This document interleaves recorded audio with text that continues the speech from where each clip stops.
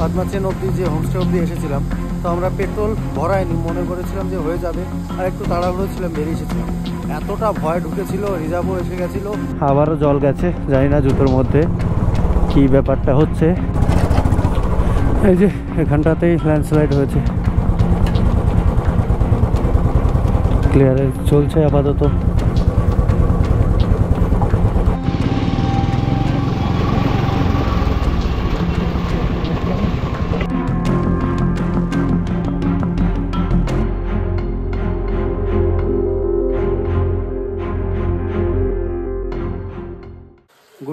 Good morning. আজকে আমরা গতকালকে ভিডিওতে দেখেছেন যে আমরা পদ্মাচেনের একটা হোমস্টেতে রাত্রে এখানে থেকেছি। আর ওই যে আমাদের বাইকগুলো ওই যে ওখানেই আছে, ওটা সত্যমের, শাহরুখদার, আর ওই যে আমার ওখানেই। তো এখানে সব বাইকে এরকম রাস্তার ধারেই পার্ক করা থাকে। আমরা উপরে আছি। বাইকটা গতকাল সারা রাত্রি ভিজেছে, এখনও বৃষ্টি হচ্ছে, জানি না কখন বেরোবো। অলরেডি বেরোতে লেট হয়ে গেছে, এখন প্রায় 10টা পার হয়ে গেল, 10টা 20 কি 30 হতে চলছে। তো এখন ব্রেকফাস্ট দিয়ে দিচ্ছে, ব্রেকফাস্ট করবো। ব্রেকফাস্ট করে কিছু ছবি তুললাম এখানে, ড্রেস আপও করতে বাকি, আর জুতো তো পুরো ভিজে শেষ হয়ে আছে, জানি না কীভাবে কি করব, হয়তো ওইভাবেই পরে চলে যাব, আবারও বৃষ্টি খেতে হবে। সেই রেন গিয়ারের মধ্যে দিয়ে জলটা গিয়ে খুব সমস্যায় পড়ে গেছি। তো বেশি লেট করব না, এখন ব্রেকফাস্টটা করে নেই আগে, তারপরে আবার ভিডিও করছি। আর গোপ্রো আজকের আমার টপ বক্সের মধ্যেই থাকবে, যতক্ষণ না বৃষ্টি কমছে ততক্ষণ আমি গোপ্রো আর লাগাচ্ছি না। কালকের খুব কষ্ট করে গোপ্রোটাকে বাঁচিয়েছি, চার্জে বসাচ্ছি, চার্জ ছেড়ে দিচ্ছে, নিচ্ছে, মানে ভেতরে অল্প হলেও জল গেছে, ওইটাই সমস্যা দাঁড়িয়ে গেছে। শাহরুখ ওদিকে রেডি হয়েছে, আর এই যে ওসমান, চলো।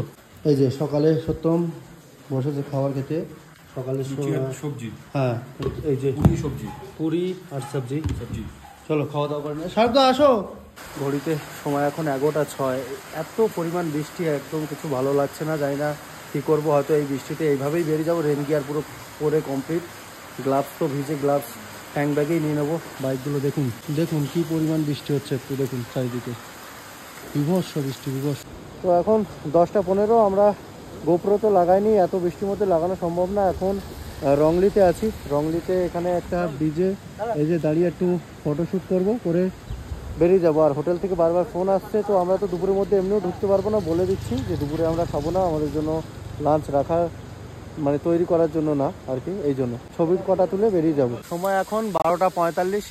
একটা ওয়াটারফল দেখে দাঁড়িয়েছে, ওই যে আমার বাইক ওই জায়গায়, এখানে সত্যমের, শাহরুখদার বাইক এই জায়গায়, হরি কিছু ছবি তুলছে ওই জায়গায়, এখানে সত্যমও ছবি তুলছে। একটু জল খেয়ে নিলাম, বাথরুম করে নিলাম, বেরিয়ে যাব। ওখানেও লুকটা ভালো লাগলো, ওই জন্য বাইকটা ওখানেই রেখে এসেছি।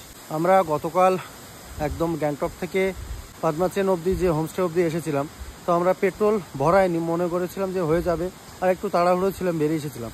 এতটা ভয় ঢুকেছিল, রিজার্ভও এসে গেছিলো, ভেবেছিলাম তেল মনে হয় একদম খালি, আমারটা তবুও রিজার্ভে সবে এসেছিলো।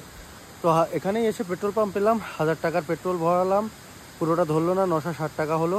আর এখানে পেট্রোল পাম্পে দেখলাম 101 টাকা 90 পয়সা পেট্রোলের দাম সিকিমে। তো এখান থেকেও ভিউটা অনেক। আর সত্যমও পেরেছিল 1500 টাকা, 1250 টাকা ঢুকলো, শাহরুখদারও তাই। তো যে প্রকার ভয় পেয়েছিলাম সে ভয়টা মানে পুরোটা সম্পূর্ণ হয়নি, পেট্রোল অল্প হলেও থাকে। আর এখান থেকে একটু ভিউটা চেক করুন, অসাধারণ ভিউ, সাথে এই যে বৃষ্টির শব্দ, দারুণ লাগছে, দারুণ ভিউ। ছোটো ছোটো বাড়ি আছে ওর উপরে, আহা অসাধারণ। বৃষ্টিতে রাইড করতে অসুবিধা হচ্ছে না, অসুবিধা শুধু হচ্ছে রাইডার ফুল লেন্থে শু নিলাম, জানি না কেন জল আবারও চলে গেল। কালকে অনেকটা জল ধরেছিলাম, শুধুই জল যাচ্ছে, তো বুঝতে পারছি না। বৃষ্টিতে এইটুকুই সমস্যা হচ্ছে, বাদবাকি গোপ্রো আজকে লাগাইনি, কালকে যা সমস্যা হয়েছে গোপ্রো তো খুলেই রেখেছি। এর আগের ব্লগে আপনারা দেখেছেন যে আমরা কীরকম বর্ষা ফেস করে আমরা পৌঁছেছিলাম পদ্মাচেনে। তো সেই বর্ষার জন্য গোপ্রোর অ্যাডাপ্টারে প্রচণ্ড জল ঢুকেছিল, যার কারণে গোপ্রোর অ্যাডাপ্টারটাই খারাপ হয়ে গেছে। তো বাড়ি এসেই যখন ব্লগটা এডিট করতে বসি তখন খুবই খারাপ লাগলো, কিন্তু কী আর করা যাবে। তো চলুন কিছুটা সিনেম্যাটিক আর কিছুটা ভয়েস ওভারের মধ্যে দিয়ে আপনারা এনজয় করুন ব্লগটা। ব্লগের শুরুতেই আপনাদের জানিয়েছিলাম যে যতক্ষণ না আজকে বৃষ্টি বন্ধ পাচ্ছি ততক্ষণ আমি গোপ্রোটা টপ বক্স থেকে বেরই করবো না। তো এইখানেই সেই জায়গা যেখান থেকে আমি গোপ্রোটা টপ বক্স থেকে বের করে আবার হেলমেটে মাউন্ট করি, এই সুন্দর সুন্দর ভিউ দেখানোর জন্য আপনাদের। প্রথমে আমি বুঝতে পারিনি, ভেবেছিলাম হয়তো গোপ্রোটায় কোনো ইস্যু এসেছে, কিন্তু নেক্সট দিন আমি বুঝতে পারি না গোপ্রোর কোনো ইস্যু নেই। গোপ্রোর সাথে যে মাইক অ্যাডাপ্টারটা এক্সটার্নালভাবে ইউজ করছি ওই মাইক, ওটাও গোপ্রোরই অরিজিনাল, তো ওইটাই সমস্যা করেছিল, যার জন্য জানি না গোপ্রো অ্যাডাপ্টারের থ্রু কোনো ভয়েস রেকর্ড করেনি, মানে যা রেকর্ড করেছিল গোপ্রোর নিজস্ব যে মাইক ছিল সেটা এক্সটার্নাল মাইক, ইন্টারনাল মাইকের ক্ষেত্রে। তো তার থেকেই অল্প যা শোনা যাচ্ছিল তার থেকে একটু আইডিয়া নিয়ে আমি ভয়েস ওভারটা করছি। এখানে আমি কথাটা বলছিলাম যে গোপ্রোর এই যে মোটো ব্লগিং সেট আপ, যেভাবেই আমি যত টাকা খরচ করেই করি না কেন, ইভেন গোপ্রো যদি 13 নিউ যে গোপ্রোর যে নিউ মডেলটা আছে সেটাও যদি ইউজ করি, তাও ওয়াটার প্রুফিংটা থাকবে না, সামান্য জল গেলেই অসুবিধা করতে পারে। কিন্তু এক্ষেত্রে যেটা সুবিধা এখন বলি, আসামের যে দাদাদের সঙ্গে দেখা হয়েছিল, দাদার নাম বলি মৃগাংদা, তো ওনার সাথে এখন ভালোই কন্ট্যাক্ট আছে, খুব ভালো একটা বন্ধুত্ব তৈরি হয়েছে আমাদের মধ্যে। আর দেখুন এখানে অফরোডটা কীরকম, আমরা কিন্তু 80 থেকে 85% অফরোড পেয়েছি রাস্তায়। তো সেদিকে আবার পরে আসছি। যেটা বলছিলাম যে মৃগাংদা ইউজ করছিল DJI Osmo Action 4 কি 5 কোনো একটা হবে। তো ওর ক্ষেত্রে কী হয়, এক্সটার্নাল মাইক ইউজ করা যায়। এক্সটার্নাল মাইকের ক্ষেত্রেও যদি আপনারা বলেন তাহলে আমি বলি কোনো অ্যাডাপ্টারের দরকার নেই। DJIয়ের ক্যামেরার সাথে যদি DJIয়ের যে কোনো মাইক ইউজ করি, তো যেমন অ্যাপেলে ইকোসিস্টেমে চলে তেমন DJIও ইকোসিস্টেমে রান করে, তো কোনো রকম রিসিভার না লাগিয়েই ভয়েস রেকর্ড হবে। সেক্ষেত্রে কী হয়, অ্যাকশন ক্যামেরাটা পুরোটাই ওয়াটারপ্রুফ থাকে, তাহলে আর চিন্তা করতে হয় না ফুটেজ নিয়ে, এটাই সুবিধা।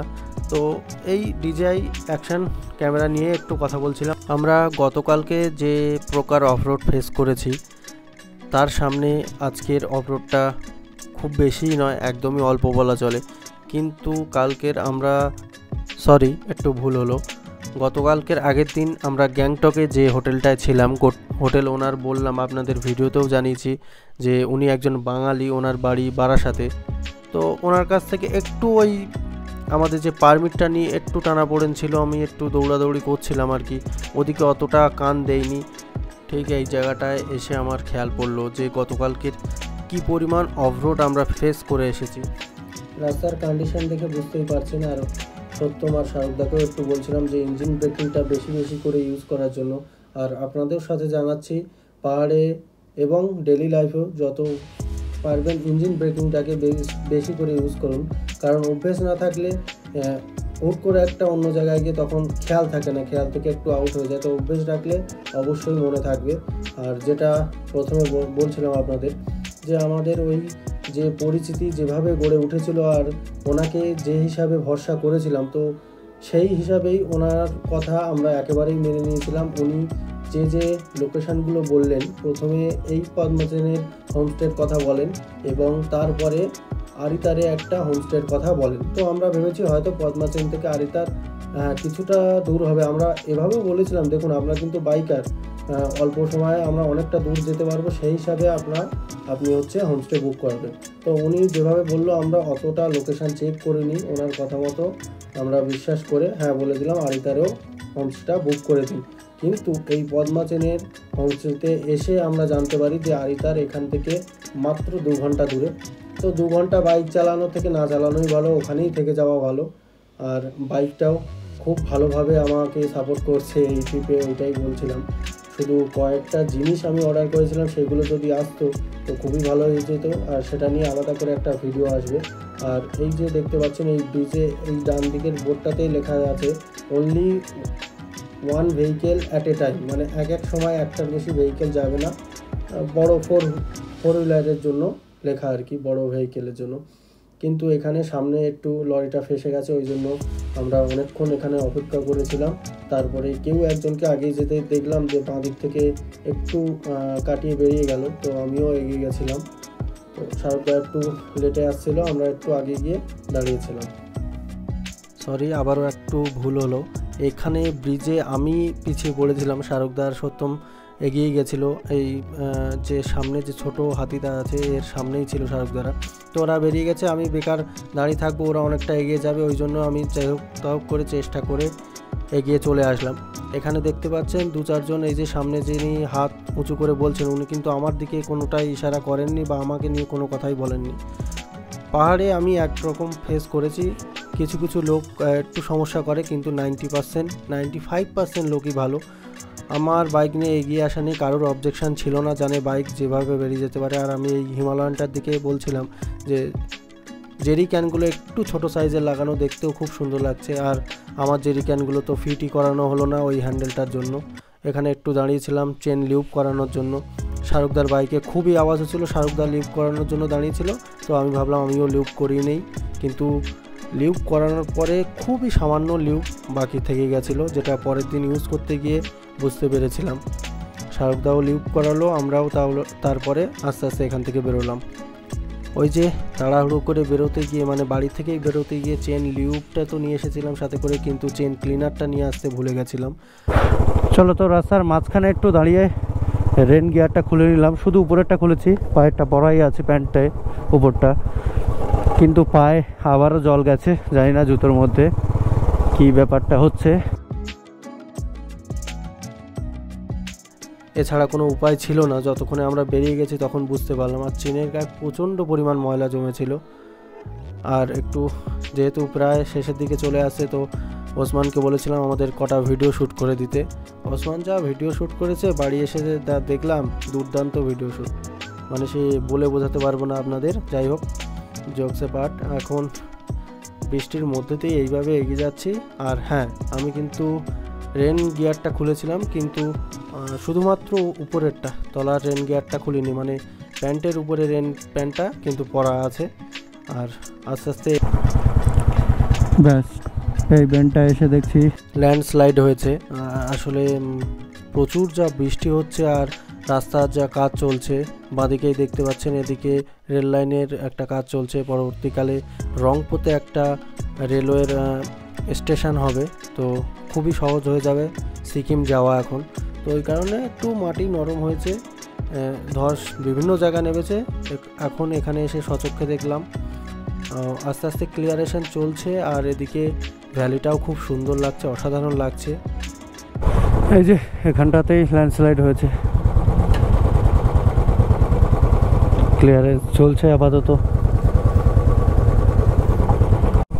সম্ভবত 100 মিটার এসেছি। 100 মিটার পিছনে একটা টি পয়েন্ট ছিল, টি পয়েন্টের সোজাসুজি গেলে আমাদের ছিল শিলিগুড়ি এনজেপি ওই সাইডেই। আর আমরা রাইট টার্ন নিয়ে নিলাম, রাইট টার্নে আমরা যাচ্ছি সিংথাম হয়ে রংপো, এটা রংপোতে আছে, রংপো হয়ে সোজা নামছি টুয়ার্ডস সবার প্রিয় আমাদের ভারত মহান। বাহ,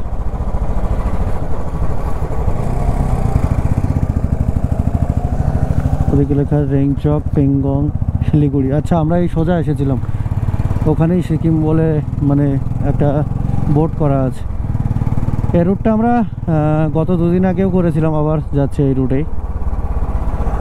দেখুন, গত 2 দিন আগে গেছিলাম, তখন হয়তো এতটা ভিউ ছিল না, ওই জন্য আবারই ক্যামেরাটা অন করলাম। আমাদের সকালটা শুরু হয় ঠান্ডা হাওয়ার ছোঁয়ায়, কুয়াশায় ঢাকা পাহাড়ি পথ দিয়ে, আর এক অজানা গন্তব্যের আহ্বানে। পদ্মা চেন থেকে আজ রওনা হয়েছি রাবাংলার পথে, এক মনোমুগ্ধকর যাত্রা। পাহাড়ের বুকে আঁকাবাঁকা এক গল্পের মতো রাস্তা ধরে। এই পথ চলতে চলতে মনে হয় প্রকৃতি নিজ হাতে এঁকে রেখেছে প্রতিটা বাঁক। একদিকে উঁচু পাহাড় আর অন্যদিকে গভীর খাদ, আর মাঝে আমি, আমার বাইক আর অনন্ত রাস্তা। স্টোরি টেলিংয়ের মতো একটু চেষ্টা করলাম, কেমন লাগলো অবশ্যই বলবেন। আর এরপরে আরও আসবে। এর পিছনে যে রাস্তাটা দেখতে পাচ্ছেন, আমরা বাঁ দিকে টার্ন নিয়ে নিয়েছিলাম, আর এখান থেকে সোজা লাচুং, লাচেং সবই বোর্ড দেওয়া আছে, এর আগের ভিডিওতেও দেখতে পেয়েছেন। তো এই সোজা গেলে লাচুংও পাওয়া যাবে, মানে নর্থ সিকিমও যাওয়া যাবে, ইস্ট সিকিমও যাওয়া যাবে, এটুকু কনফার্ম। রাস্তায় যেমন ট্যুরিস্ট ভেহিকেলও খুব বেশি দেখা যাচ্ছে, তার সাথে সাথে এরকম লরির চাপও খুবই বেশি সিকিমে। কারণ যে পরিমাণে রাস্তা ঘাট এসব ভাঙছে, সে পরিমাণে রাস্তা ক্লিয়ারেন্সও চলছে, তাছাড়া রিপেয়ারিংও চলছে। তো রিপেয়ারিংয়ের জন্য যে যে সামগ্রী দরকার সবগুলোই সব সময়ের জন্য আনাগোনা চলছে। দেখুন এই গাড়িটা দেখুন, মাঝ রাস্তায় ইউটার্ন নিচ্ছে এতক্ষণ দাঁড়িয়ে, হয়তো নতুন ড্রাইভার। যাই হোক, আমাদের সাইড দিয়ে দিল, ওটাই কোনো সমস্যা নেই, আমরা তো বেরিয়ে আসলাম। শাহরুখদার আমরা এইবার একটু বৃষ্টি ছাড়া আমরা সবাই আর কি সত্যমর সাথে বৃষ্টি ছাড়া এই প্রথম একটু ভালো রোড পেলাম, বৃষ্টি ছাড়াও পেলাম। তো বাইকটা চালাতে আজকের খুবই ভালো লাগছে। যেহেতু গোপ্রোটা সকাল থেকে ইস্যু দিচ্ছিল, তো তখন তো বুঝেই উঠতে পারিনি কিসের প্রবলেম। তবু আমি এর পরে দু একটা ভিডিও জানি, যেভাবেই হোক করেছি ভিডিও, জানি ভয়েস ওভার করতেই হবে। তবে ভেবে উঠতে পারিনি যে এই ব্লগটাতেই ভয়েস ওভার করতে হবে। ব্যাস, এখানেই দেখতে পাচ্ছেন তিস্তা 6HE প্রজেক্ট। তো বেসিক্যালি এখানে একটা টেম্পোরারি ভ্যালি ব্রিজ করা আছে। লেফট সাইডে দেখতে পাচ্ছেন ওই ব্রিজটা একদম নতুন করে তৈরি হচ্ছে। তো এটা টেম্পোরারি ব্রিজ, আগামীকালে যখন ওই ব্রিজটা তৈরি হয়ে যাবে, নতুন ব্রিজ, তখন এই ব্রিজটা আর ইউজ হবে না। একটা লোহার ব্রিজ, চালাতেও খুব ভালো লাগছে। তবে এখানে যেহেতু টেম্পোরারি, ওই জন্য কোনো ফ্ল্যাগ দেওয়া নেই, না হলে ফ্ল্যাগ দেওয়া থাকতো। ব্রিজটা পার হওয়ার সাথে সাথে এতটা খারাপ রাস্তা পাবো বুঝে উঠতে পারেনি, প্রচণ্ড খারাপ রাস্তা। আর এর পরেই আপনারা একটু ওয়েট করে যান, এরপরে যা কাদা পাবো ভাবার বাইরে একদম। এখানে ভেবেছিলাম পুরো জুতোটা মোটামুটি শুকনো ছিল, ভেবেছিলাম হয়তো জল যাবে, কিন্তু জল যায়নি। তখনই আমার খটকা হয়েছিল যে জল, জুতোটায় কোনো প্রবলেম নেই আর কি, যেভাবে হোক ভেতর সাইড দিয়ে জল যাচ্ছে বলেই জুতোটা পুরো শেষ হয়ে গেছিলো। কিছু করার নেই, আপাতত ভিজে জুতো পরে এইভাবে সারাদিনটা কাটিয়ে দিলাম, আর কিছুক্ষণও কাটিয়ে দিতে পারবো। একে বর্ষাকাল, এত পরিমাণ বৃষ্টি, তার উপরে এই যে কাজগুলো চলছে, তো ওই কারণে একটু কাদাটা বেশি হয়ে আছে এসব এরিয়া, বোঝাই যাচ্ছে। তবে আমাদের ক্ষেত্রে কি হয়েছে, আমরা তো এমনিও সারাদিন ভিজেই আছি, জুতো থেকে জামা প্যান্ট পুরোটাই ভিজে, ওই জন্য আমাদের খুব একটা ইরিটেট ফিল হচ্ছিল না। কিন্তু যারা ফ্রেশলি আসছে, মানে বলা যায় যারা কোনো বৃষ্টি ফেসই করেনি, অন্যান্য টাইমে বর্ষাকালে তো বৃষ্টি ফেস করতেই হবে, তো তাদের ক্ষেত্রে একটু পা রাখতে গেলে চাইবে তারা পা না রেখে যেন এগিয়ে যেতে পারি। তো আমরাও সেই চেষ্টা করছিলাম পা না রেখে এগিয়ে যাওয়ার, কিন্তু পা যখনই পড়ে যাচ্ছিলো তখন কোনোই আফসোস হচ্ছিল না, কারণ এমনিতেও আমরা পুরোটাই পা থেকে মাথা পুরোটাই ভেজা। আস্তে আস্তে এগোচ্ছি। আর ইন্টারকমটাও এই দিন থেকেই ব্যাগড়া দেওয়া শুরু হয়ে গেছিলো। আমি ভেবেছিলাম হয়তো ইন্টারকমটা গতকালকে চার্জ দেওয়া হয়নি, হয়তো চার্জ নেই, ওই জন্যই ইন্টারকমটা অফ হয়ে গেছে, কিন্তু তারপরে বুঝতে পারি না ওটার পুরোটাই অবস্থা খারাপ। তো সকাল থেকে তো খাওয়া দাওয়া এখনও হয়েছে বলতে ওই ব্রেকফাস্টটুকু, তো দুপুরে একটু খাওয়া খুঁজছিলাম, কিন্তু পার হয়ে এসে যখন দেখছি এদিকে কোনো ছোটোখাটো দোকান আছে, তো জিজ্ঞাসা করেছিলাম ওদের, কারণ 3 জন আছে, সবার মতামত না নিয়ে দাঁড়ানো যায় না। তো ওরা বললো আর একটু এগিয়ে যায় তারপরে খাবো, এখনও খিদে পায়নি। চলো, আমাদের অত ঘুরতে বেরোলে এইটুকু অন্তত ঠিক আছে যে আমাদের এই 3 জনের খাওয়া দাওয়াটা একটু লেট এদিক ওদিক হয়ে গেলেও কোনো অসুবিধা নেই, কিন্তু গন্তব্যে পৌঁছানোটা সঠিক টাইমে দিন থাকতে থাকতে ওইটাই ভালো। আর রাত্রের ব্যাপার নিয়ে অনেকটা কথা আছে, সেগুলো অন্য একটা ব্লগে বলা যাবে। এখান থেকে আমরা আস্তে আস্তে উপর দিকে উঠছিলাম, তো ঠান্ডার প্রভাবটা একটু আস্তে আস্তে বাড়ছে। আমরা যখন তলায় নেমে আসি প্রচণ্ড পরিমাণ একটা গরম ফিল হচ্ছিল। যখন আমরা দেখেছেন যে আমরা চেন লুপ করছিলাম ওই জায়গাটাকে, কিন্তু দাঁড়িয়ে প্রচণ্ড পরিমাণ গরমটা ফিল হয়। দেখুন নতুন একটা ভিউ পেয়ে গেছি, চলুন সিনেমাটিক এনজয় করুন। মাঝে মাঝে এমন ঝর্ণা পাশে পড়ে যায় যেন পাহাড় আপন মনের কথা বলে জলধারার সুরে।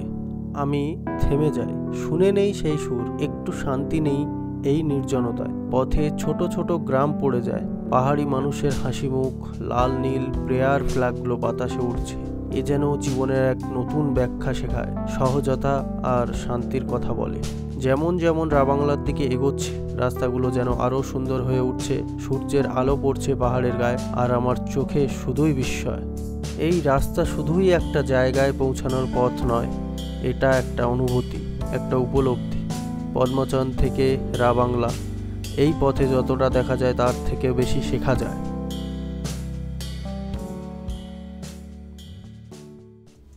দেখুন সিকিমের ল্যান্ডস্লাইড কতটা ভয়ঙ্কর। আবারও একটা ল্যান্ডস্লাইড এরিয়া পেয়ে গেলাম। এখন রাস্তা যতক্ষণ না ক্লিয়ার হচ্ছে এগুলো তো যাবেই না, কি আর করা যাবে, একটু তো দাঁড়াতেই হবে। চওড়া চওড়া রাস্তাগুলো ভেঙে কি অবস্থা হয়েছে। তিস্তা যে এত ভয়ঙ্কর হতে পারে এই প্রথম দেখলাম আমরা।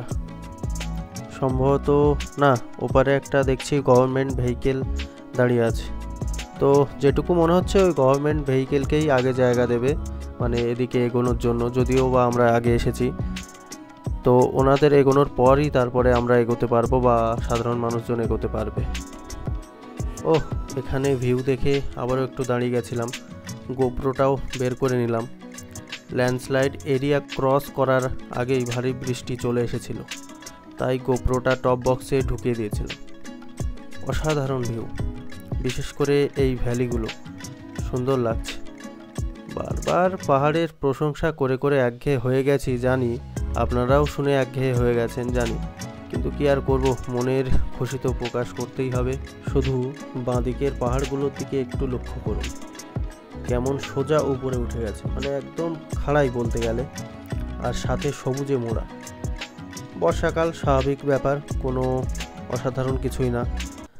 আর এই যে রাস্তাগুলো দেখছেন না, বেশ পুরোটাই ভিজে আছে। দেখতে হয়তো আপনাদের মনে হচ্ছে যে একটু স্লিপারি, কিন্তু তেমন স্লিপারি নয়। আর ওই যে দূরে গ্রাম বা বসতি সদৃশ দেখা যাচ্ছে। রাবাংলার দিকে যত এগোচ্ছি তত আপনারাও দেখতে পাচ্ছেন যে ট্যুরিস্ট ভেহিকেল একটু কমই দেখছি। বেশিরভাগ ট্যুরিস্টের চাপ বোধহয় গ্যাংটকেই। তো সবাই তো আর বাইক নিয়ে বা পার্সোনাল ভেহিকেল নিয়ে এত ট্রাভেল করে না। তো সেক্ষেত্রে যে পথে আর কি, যে জায়গায় ট্যাক্সি বা অন্যান্য ব্যবস্থা আছে, তো সেই জায়গায় তো টুরিস্টের চাপ বেশি হওয়ার কথা, স্বাভাবিক। আমি তো ভয়েস ওভার করছি, সবাই জানেন, কিন্তু কোন এরিয়া দিয়ে বেরোচ্ছি এটা তো এখন জানাতেই পারবো না, খেয়ালই নেই। যখন ভিডিও করছিলাম তখন হয়তো খেয়াল ছিল। তো এক্ষেত্রে এইটুকু বুঝতে পারছি ভিডিওর কন্ডিশন দেখে যে কোন এরিয়া।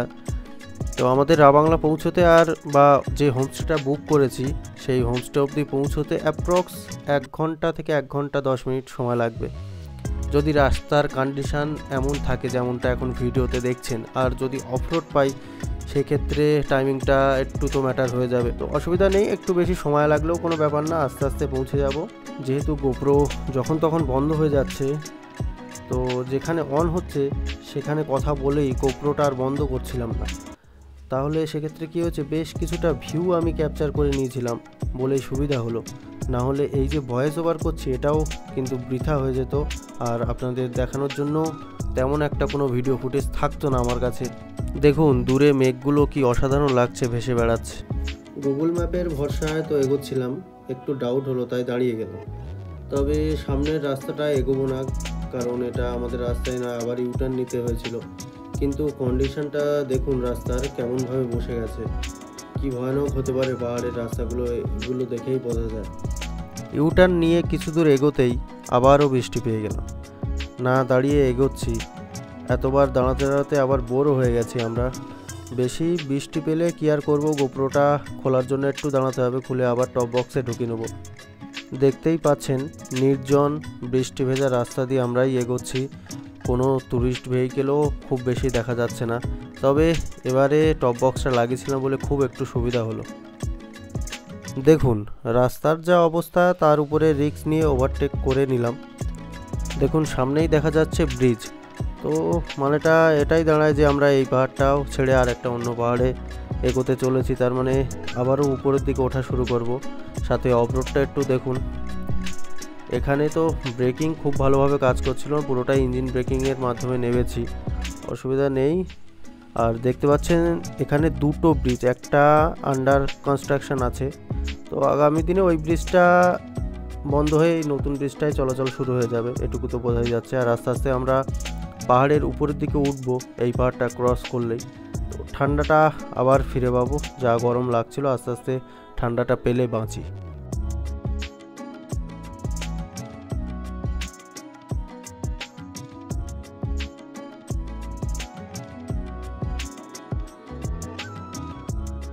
ও খালি মেঘটা চেক করুন, একদম ভিউ ক্লোজ করে দিয়েছে, কোনো ভিউই দেখা যাচ্ছে না রাইট সাইডে। আর আমরাও মেঘের মধ্যে দিয়ে আস্তে আস্তে এগিয়ে চলছি। ভিউ তো খুব সুন্দর পাচ্ছি, ব্রিজটাও খুব সুন্দর, বারবার গোপ্রোটা অফ হয়ে যাচ্ছে।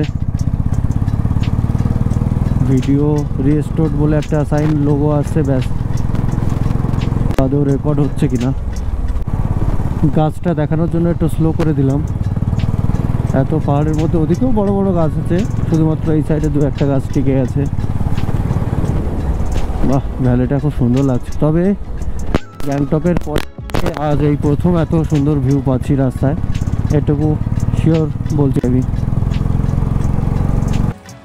ঘড়িতে সময় এখন 6:22।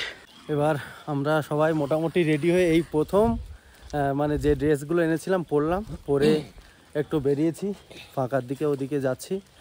এখানে একটা বুদ্ধা স্ট্যাচু আছে, ওখানে যাচ্ছি আস্তে আস্তে। একা একাই যে যার মতো ভিডিও করছে। এদিকে প্রচুর মেঘ, পুরো মেঘে ঢেকে আছে পুরো এরিয়াটা। আর ওই যে শাহরুখদার ওসমান আসছে, টুকটাক ছবি ভিডিও সব নিচ্ছে। রুমের জানলা খুললেও পুরো একদম মেঘ ঢুকছে। যাবো হয়তো কাল সকালের ভিডিওতে রুমটা দেখিয়ে দেবো। এখানে রুমটা আমরা খুব ভালো পেয়েছি। আপাতত যাই, ফিরে এসে যতটা বেলা থাকতে ফিরে এসে তারপরে খাওয়া দাওয়া সেরে সেই তো ঘুম। তো একটু হাঁটতে বেরোলাম ওই জন্য। টাইম এখন 11:21। এই মুহূর্তে একটু ব্যালকনিতে দাঁড়িয়েছি, ছোট একটা ব্যালকনি আছে। এই রুমের ভিউটা কালকের দেখাবো। আপাতত রাত্রে যা দেখতে পাচ্ছি আকাশটা মোটামুটি পরিষ্কার আছে। জানি না কালকে কেমন কি ওয়েদার দেবে। যদিও হিটারটা, রুম হিটারটা আমরা, হ্যাঁ বলে রাখি, রুম হিটার আমরা 300 টাকা দিয়ে একটা ভাড়া নিয়েছি এখানকার হোমস্টেডি। তো 300 টাকা এক্সট্রা পে করতে হয়েছে তার জন্য। দিয়ে প্রত্যেকটা জিনিস 90% শুকানোর চেষ্টা করেছে, শুকেও গেছে। তো আপাতত কালকে যদি ওয়েদারটা ভালো থাকে কপাল করে, তাহলে খুবই সুবিধা হয়। সকালের কি প্ল্যান আছে ওটা কালকে ভিডিওতে বলবো। হ্যাঁ, খাওয়া দাওয়া সেরে তো আমরা রুমে চলে এসেছিলাম। এই ওয়েদারটা দেখার জন্য, আকাশের কন্ডিশনটা দেখার জন্য আমি ব্যালকনিতে এসেছিলাম। তো আজকের ভিডিওটা এই অবধি। কেমন লাগলো অবশ্যই জানাবেন, কমেন্ট করে জানাবেন, পারলে একটা লাইকও করবেন। আর ভিডিও যত পারেন শেয়ার করে দিন। আর সিকিম ট্রিপটা নিয়ে একটা আলাদা ভিডিও আসবে, যেটা সিকিমে বলবো যে কোন কোন জায়গাগুলো আমাদের ভালো লাগলো না লাগলো, সেগুলো অবশ্যই হয়তো কালকে ভিডিওতেও বলে দিতে পারি। আপাতত বাইরে একটু পাহাড়ি কুকুরগুলো আছে, সব রাস্তায় রাগি করছে। আর একটা বিষয়, গোপ্রোটা তো একটু সমস্যা করছিল, এমনি ভিডিওতে বলেছি, জানি না সেগুলো রেকর্ড হয়েছে কিনা। দ্বিতীয় কথা, লাস্ট যখন আমরা ঢুকি তখন গোপ্রোটা একদমই চলা বন্ধ করে দিয়েছিল, চার্জ ছিল। আর এখন রুমে ফিরে দেখছি, ভেবেছিলাম ইন্টারকমটা চার্জ নেই, ভিডিওতে বলেছিলাম, কিন্তু এখন রুমে ফিরে দেখছি ইন্টারকমের মধ্যে একটু জল গেছে। ঝাঁকিয়ে ঝাঁকিয়ে যতটা জল বের করানোর সম্ভব বের করেছি। আপাতত এখন ইন্টারকমটা অনই হচ্ছে না, চার্জে দিলে একটু ব্লিঙ্ক করছে, যেটা জ্বলে থাকার কথা সমানে ব্লিঙ্ক করছে। তো দেখছি কি হয়, হয়তো ইন্টারকমটা খারাপই হয়ে গেল, কিছু করার নেই। তো আজকে ভিডিওটা এই অবধি, দেখা হচ্ছে নেক্সট কোনো ব্লগে। Till then tata, good bye.